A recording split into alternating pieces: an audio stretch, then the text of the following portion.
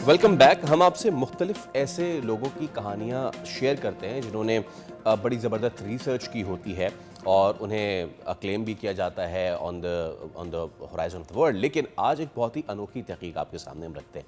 पाकिस्तानी नौजवान मुहक्किक ने जंगली हयात के तहफ़्फ़ुज़ के मैदान में आलमी सतह पर मुल्क का नाम रोशन किया है। बिलाल मुस्तफ़ा को यूरोप के मारूफ इदारे ने young researcher of the year award से नवाजा है। बिलाल मुस्तफ़ा के मुताबिक वो एजाज़ हासिल करने वाले पहले पाकिस्तानी हैं।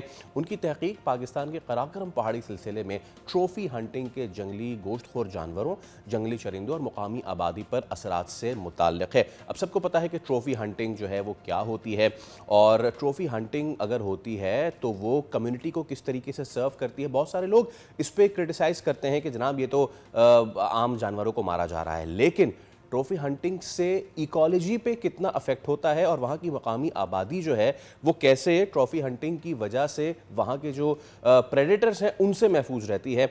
बिलाल मुस्तफ़ा से हम बात कर लेते हैं। बिलाल मुस्तफ़ा, अस्सलाम, गुड मॉर्निंग। वैसे यहाँ पे गुड मॉर्निंग है और आपकी तरफ तो इस वक्त ग़ालिबन रात ही होगी, बिकॉज़ आप माशाल्लाह से इस वक्त टेक्सास में हैं, पीएचडी कर रहे हैं फ्रॉम द टार्लेटन स्टेट यूनिवर्सिटी। और मैं एक और चीज़ भी बताना चाहूँगा जो कि बहुत ही ज़्यादा जब मैं पढ़ रहा था इसको तो मेरे लिए तो बाइस फ़ख्र है। आप फेलो हैं one of the oldest scientific body in the world, the Linnaean society of London, जहाँ पे चार्ल्स डार्विन ने अपनी थ्योरी ऑफ एवोल्यूशन पेश की थी। तो ये तो क्या ही कमाल बात है सर। बिलाल, अस्सलाम वालेकुम। बिलाल, मुझे थोड़ा सा इसके बारे में बताइए, ये जो आपने रिसर्च की है, कुछ थोड़ा सा मैंने एक्सप्लेन करने की कोशिश की, बाकी आप प्लीज़ एक्सप्लेन करें। जी, वालेकुम सलाम। बहुत शुक्रिया मुझे मौका देने के लिए। सबसे पहले तो मैं ये अवार्ड उन लोगों के नाम करना चाहूँगा, रेंजर्स के नाम जो उन पहाड़ी हिस्सों में काम करते हैं। सेंट्रल काराकोरम नेशनल पार्क जो पाकिस्तान में है, it's one of the highest national parks in the world. और वहाँ पर जिस तरह से कंज़र्वेशन पे काम किया, साथ-साथ उसके साथ चित्राल नेशनल पार्क और दूसरे नेशनल पार्क्स के अंदर। बेसिकली ट्रॉफी हंटिंग जो है ये पाकिस्तान के अंदर यूनिक इसलिए है कि जब ट्रॉफी हंटिंग की बात होती है तो हंटिंग तो हर कोई करता है किसी भी जानवर की, लेकिन ट्रॉफी हंटिंग से मुराद ये है कि आप उस जानवर के एक स्पेसिफिक पार्ट के लिए उसको हंट कर रहे हैं। जैसे कि अफ्रीका के अंदर बोट्सवाना में एलिफेंट की, हाथी की ट्रॉफी हंटिंग होती है उसके टस्क या दांतों के लिए। ऐसे ही राइनो की होती है, गैंडे की उसके सींग के लिए। हमारे पाकिस्तान के अंदर जो हमारा नेशनल मार्खोर है, मार्कोर। एनिमल एनिमल है मार्खोर, उसके सींगों के लिए उसकी ट्रॉफी हंटिंग होती है। इसके अलावा आइबेक्स है हमारे पहाड़ी सिलसिलों के अंदर, उसके लिए होती है। उड़ियाल की जंगली जो हमारे शीप की स्पीशीज़ हैं, भेड़ उनकी किस्में हैं, उनकी ट्रॉफी हंटिंग होती है। पाकिस्तान की यूनिक इसलिए है कि यहाँ पर जो है वो कम्युनिटी बेस्ड ट्रॉफी हंटिंग हो रही है, जिसके अंदर कम्युनिटीज़ खुद उस रकबे को मैनेज करते हैं और उसका जो 80% होता है प्रोसीड्स का, वो कम्युनिटीज़ को यस। डायरेक्टली जाता है। जैसे कि हमारे यहाँ जो एवरेज प्राइस है मारखोर की वो तकरीबन $2 लाख होती है। तो अगर आप उसमें से 80% भी कम्युनिटीज़ को जाए तो तकरीबन 4-5 करोड़ रुपए के लगभग बनता है। अब कम्युनिटीज़ उसको वो अपने तरीके से ही स्पेंड करते हैं, दे आर कंप्लीटली इंडिपेंडेंट। जबकि ये चीज़ जो है वो अफ्रीका के अंदर या दूसरे जगहों के ऊपर नहीं होती इस तरह से। हम्म। अच्छा, मुझे अब ज़रा इसमें इसकी कनेक्टिविटी बताइए बिलाल। ये जो पाकिस्तान में ट्रॉफ़ी हंटिंग है, या इसको कम्युनिटी ट्रॉफ़ी हंटिंग कह लें, ये बाकी ममालिक से किस कदर डिफरेंट है ये तो आपने हमें बताया। इस ये ट्रॉफ़ी हंटिंग पेक्युलर क्यों है? बहुत से लोग इस पे जिन्हें अंदाज़ा नहीं है वो कहते हैं कि ये तो जानवर को मार रहे हैं, तो शिकार कर रहे हैं। इकोलॉजी पे इस ट्रॉफ़ी हंटिंग का मस्बत असर क्या पड़ता है? कम्युनिटी जो है वो फिर इससे प्रेडेटर से कैसे बची रहती है, आपकी रिसर्च क्या कहती है, प्लीज़ बताइए। इसके अंदर मुख्तलिफ अभी हम लोगों ने चीज़ें देखी हैं, जैसे कि सबसे जो इसका बेहतरीन फ़ायदा ये है कि कम्युनिटीज़ अब उन जानवरों को ऑन करती हैं। पहले जिन जानवरों का वो शिकार मार्ख और आइबेक्स का करती थी, अब वो उन्हें ही बचाती हैं। अगर कोई एक बंदा हंट करे इल्लीगली कम्युनिटी के अंदर, तो पूरी कम्युनिटी उसके हम्म। खिलाफ हो जाती है, जिसकी वजह से गैर कानूनी शिकार के ऊपर खुद ब खुद पाबंदी लग जाती है। उसके अलावा कम्युनिटीज़ उस जानवर को ऑन करती हैं, they treat it like their own animals. उस पूरे एरिया की वो हिफाजत करती हैं, अपने वॉचर्स रखे होते हैं कम्युनिटीज़ ने। जब ट्रॉफी हंटिंग पाकिस्तान में स्टार्ट हुई थी 1993 के अंदर, it's like 3 decades of data that is there sitting there to be researched on. तो उस वक़्त मारखोर्स की तादाद 500 से कम थी। इस वक़्त मारखोर की जो तादाद है वो 1500 से ज़्यादा हो गई है, क्योंकि ट्रॉफी हंटिंग की वज़ह से लोग उनको बचा रहे हैं, उनका शिकार नहीं कर रहे। इसके अलावा जब फ़ॉरेन हंटर्स बाहर से आते हैं कुछ लोग जो हैं कम्युनिटीज़ के, वो ये भी कह रहे हैं कि इट्स अगेंस्ट द एथिक्स, कि इखलाकियात हमें ये नहीं कहती कि आप किसी जानवर को जो है वो उसके पैसों के इवज़ शिकार करें। हम्म। लेकिन ट्रॉफी हंटिंग के अंदर उन जानवरों का शिकार किया जाता है जो कि अपनी जिनयाती उम्र से ऊपर जा चुके होते हैं। They are gone past their reproductive age. वो उसके बाद जो है वो रिप्रोड्यूस नहीं कर सकते। सर्टेन हॉर्न साइज़ की लिमिट होती है। उस हॉर्न साइज़ से ऊपर का जानवर आप मार सकते हैं, उससे नीचे का आप नहीं मार सकते हैं। एक तो ये होता है जिसकी वज़ह से जो बैड जीन्स होते हैं पॉपुलेशन के अंदर, वो ऑटोमैटिकली आप उनको पॉपुलेशन से बाहर निकाल देते हैं। दूसरा, जब जैसे ही जानवर ज़्यादा हो रहे हैं, मार्खोर आइबेक्स, वैसे ही हमारे स्नो लेपर्ड्स का जो प्रे है वो भी इंक्रीज़ हो रहा है। In the past snow leopards जो थे वो माल मवेशियों के ऊपर हमला करते थे, जो कि कम्युनिटीज़ के साथ कॉन्फ्लिक्ट का बायस बनता था। लेकिन अब उसके अंदर भी बदतरीज कमी आ जाती है, क्योंकि फिर वो आइबेक्स और मार्खोर के ऊपर ही हंट करना स्टार्ट कर देते हैं।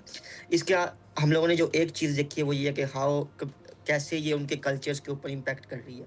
क्योंकि कैलाश जैसे कि कल्चर है जो चित्राल गौर नेशनल पार्क के पास अब आती है हमारी, जी। उनके अंदर ये बिलीव पाया जाता है कि जब आप शिकार करेंगे मारखोर का, तो जो झुंड के आगे वाला जानवर है आपने उसको नहीं मारना, और जो झुंड से पीछे वाला जानवर है आपने उसको नहीं मारना। क्योंकि जो आगे वाला होता है वो कहते हैं कि वो उनका सरबराह होता है, इसलिए उनको गाइड कर रहा होता है चरागाहों में।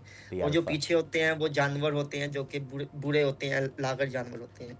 अब ट्रॉफी हंटिंग के अंदर जब हम आते हैं तो जो फॉरेन हंटर बाहर से आ रहा है उसको इन चीज़ों का नहीं पता, and they go for the largest male, अब चाहे वो आगे वाला या पीछे वाला है। तो इस तरह की भी डिस्क्रिपेंसीज होती हैं कि ये कुछ कल्चरल हमारी जो चीज़ें हैं वो इसके अंदर नापैद होती जा रही हैं इस सेमेस्टर में।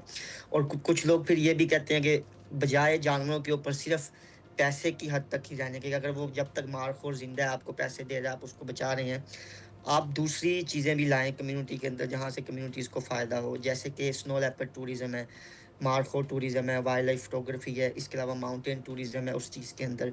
क्योंकि इंडिया के अंदर हम लोग देखते हैं वो स्नो लेपर्ड को लेके उन्होंने हाउस स्टेज़ बनाए हुए हैं, लोग वहाँ पर जाते हैं स्नो लेपर्ड्स को देखने के लिए, and they are earning a lot of more money than trophy hunting. Trophy hunting oh से ज़्यादा यस। पाकिस्तान से वो कमा रहे हैं। Oh yes. क्योंकि हमारे यहाँ सिर्फ़ 4 मारखोर की 12 मारखोरों की इजाज़त होती है, 4-4 हर प्रोविंस के अंदर, बलूचिस्तान, केपीके और गिलगित बल्तिस्तान के अंदर। हम्म। लेकिन इंडिया के है वो बहुत आगे तक गया हुआ है, तो उसकी भी अच्छा। ज़रूरत है हमें यहाँ पर करने की कि हाँ। मार्खो टूरिज़्म और स्नो लेपर्ड टूरिज़्म को प्रमोट किया जाए पाकिस्तान के अंदर। मेरे ख्याल से क्योंकि हमारे यहाँ सिर्फ जी, 2 पॉइंट्स पे ये है। एक तो वो चित्राल में जहाँ पे पानी पीने के लिए उतर के नीचे आते हैं, वहाँ पे मारखोर आप देख सकते हो बहुत दूर से, दैट इज़ नेचुरल, उस पे वहाँ की लोकल कम्युनिटी या लोकल गवर्नमेंट का कोई कमाल नहीं है। और दूसरा, एक नलतर में एक बर्फ़ानी चीता पकड़ा हुआ है, दैट्स इट, इसके अलावा कुछ नहीं है। बड़ा अच्छा आपने पॉइंट रेज़ किया है।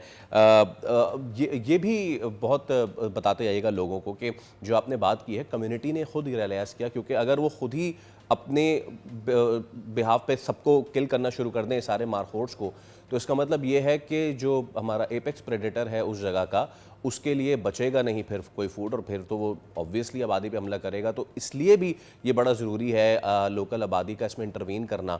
मैं हमेशा से बिलाल ये चीज़ फैसिनेट मुझे करती थी, आई कीप इट शॉर्ट, कि ये लोग आइडेंटिफाई कैसे करते हैं इतनी दूर से इन जानवरों को, मैजेस्टिक मारखोर्स को, कि जनाब इनकी एज पूरी हो गई है और इनकी एज पूरी नहीं हुई है। आई मीन इसके लिए बंदे की आंख का मजबूत होना बड़ा ज़रूरी है। जी, उनके जो मार्खोर के सींग होते हैं उनके ऊपर कर्व्स होते हैं, तो हर कर्व जो होता है उनकी 1 साल की जो है वो एज को ज़ाहिर ओके। करता है। इससे हमें उनको आइडेंटिफ़ाई करने में आसानी हो जाती है। ऐसे ही आइबैक्स के अंदर भी आपके वहाँ पर एजेस होते हैं हॉर्न्स के ऊपर, तो उनकी वज़ह से हमें उनकी एज का पता चल जाता है। अब इसके अंदर जो आपने बात की है कि कम्युनिटीज़ वाइल्ड लाइफ डिपार्टमेंट के साथ मिलके जो है उनको कंज़र्व करती हैं। और इस वक़्त पाकिस्तान के अंदर देखने के लिए चित्राल गौर नेशनल पार्क, वहाँ पर बहुत अच्छी पॉपुलेशन है। इसके अलावा हमारा जो हरामोश सिलसिला है पहाड़ी, खामोश। वहाँ पर सेंट्रल कराक्रम नेशनल पार्क के पास, वहाँ पर स्कर्दू मार्फोर है, जिसके हॉर्न्स गोल पीछे की तरफ होते हैं, और वो बिल्कुल यूनिक स्पीशीज़ है, सिर्फ़ उस पहाड़ी से उसी एक वैली सही। के आस-पास ही पाई जाती है और कहीं नहीं पाई जाती। और जैसे कि आपने बात की कि कम्युनिटीज़ के अंदर हमें ये भी देखने को मिला है कि जब in the past snow leopard उनकी बकरियों पे हमला करते थे, जी। तो कम्युनिटीज़ हमें कहते थे कि आपके स्नो लेपर्ड ने हमारी बकरियों पे हमला किया, तो हम उनको कंपनसेशन प्रोवाइड करते थे। जैसे कि बल्तिस्तान लोकल ऑर्गेनाइज़ेशन है BWCDO, वो कंपनसेशंस प्रोवाइड करती है ओके। लाइव स्टॉक की। लेकिन अब हमें लोकल्स कह रहे हैं कि आपका स्नो लेपर्ड हमारे मारखोरों को खा रहा है, जो कि 4-5 करोड़ की वैल्यू के हैं। हमारी बकरी तो 4-5 लाख लोग 5 अच्छा। लाख की होगी। तो वो आप हमारे स्नो लेपर्ड को जो है वो हंट करें, लेकिन वो क्योंकि हम नहीं कर सकते, इसलिए उनका जो यस। टूरिज्म है वो ज़्यादा। और इसमें सबसे जो ज़्यादा बेटर है वो आई गेस रोल जो प्ले करते हैं वो मीडिया का भी बहुत ज़्यादा है, क्योंकि हम लोग एज ए साइंटिस्ट हम तो उन जानवरों को देख के रिसर्च करते हैं, जी। उस रिसर्च को कम्युनिकेट कैसे करना है आम आवाम अंदर, एंड वो उसके बिल्कुल अंदर मीडिया इसीलिए का आज बहुत आज ज़्यादा आज रोल के है। ये सेगमेंट जो है इसी सिलसिले की एक कड़ी है टू रेज द अवेयरनेस। बहुत शुक्रिया Bilal, thank you so very unique research that you have done. और इससे ना सिर्फ ये कि आप पहले पाकिस्तानी हैं जिन्हें ये अवार्ड मिला है, लेकिन मैं फिर रिट्रिएट करूँ इस चीज़ को कि आप माशाल्लाह से उस जगह पे हैं जहाँ से दुनिया की एक बहुत ही अहम थ्योरी ने जन्म लिया है। That's fascinating. हम एक ब्रेक ले रहे हैं, दोबारा हाजिर होंगे विद फ्यू मोर स्टोरीज। हमारे साथ रहिए।